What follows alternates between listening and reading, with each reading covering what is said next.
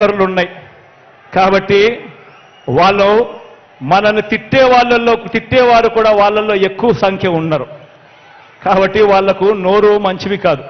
కాబట్టి వాళ్ళు మనల్ని ఎప్పుడూ అంటూనే ఉంటారు ఇటువంటి వారు ఏమంటున్నారో మీరంతా వింటున్నారు కదా అబద్ధాల పునాదుల మీద వారు ఎన్నికల ప్రచారాన్ని మొదలుపెట్టారు అబద్ధాల పునాదుల మీద వాళ్ళ ఎన్నికల ప్రచారాన్ని వాళ్ళంతా కూడా మొదలుపెట్టారు ఈ ఎన్నికలు ఎందుకింత ముఖ్యమో ఎందుకింత అవసరమో ప్రతి పేద ఇంట్లో కూడా ఉన్న ప్రతి అవ్వాతాతకు ఆ ప్రతి అక్క చెల్లెమ్మకు ఆ ప్రతి అన్న తమ్ముడికి చెప్పాలి ఈ ఎన్నికలు కేవలం ఒక ఎమ్మెల్యేనో ఒక ఎంపీనో ఎన్నుకునే ఎన్నికలు మాత్రమే కావు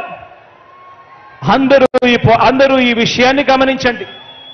ప్రతి ఒక్కరూ కూడా ఈ విషయాన్ని గమనించి ప్రతి ఇంటికి వెళ్ళి కూడా ఈ విషయాన్ని చెప్పండి వచ్చే ఎన్నికలు కేవలం ఒక ఎమ్మెల్యేనో ఒక ఎంపీనో ఎన్నుకునే ఎన్నికలు మాత్రమే కావు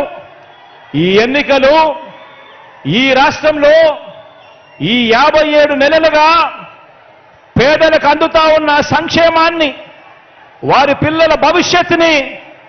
నిర్ణయించనున్న ఎన్నికలు ఈ ఎన్నికలు అని చెప్పి ప్రతి ఇంట్లోకి వెళ్ళి చెప్పండి ప్రతి అవ్వ ప్రతి తాత ప్రతి కుటుంబం భవిష్యత్తు ప్రతి సామాజిక వర్గం భవిష్యత్తు ప్రతి ప్రాంతం భవిష్యత్తు ప్రతి రైతన్న భవిష్యత్తు అక్క చెల్లెమ్మల సంక్షేమం వారి ఇంటిలో కూడా జరుగుతా ఉన్న అభివృద్ధి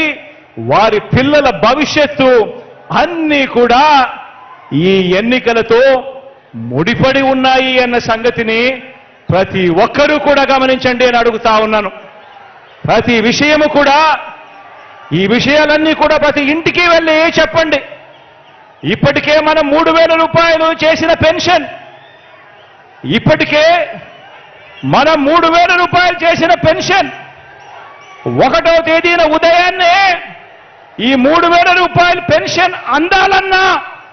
భవిష్యత్తులో ఇది పెరగాలన్నా ఇంటికి ఆ పెన్షన్ రావాలన్నా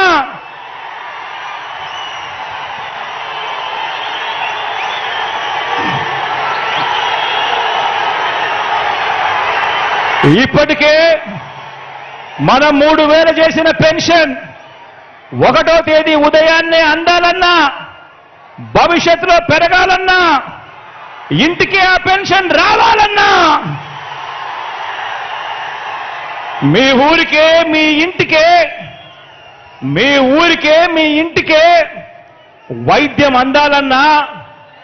వైద్యం కోసం ఏ పేదవాడు కూడా అప్పుల పాలయ్యే పరిస్థితి రాకూడదన్నా అది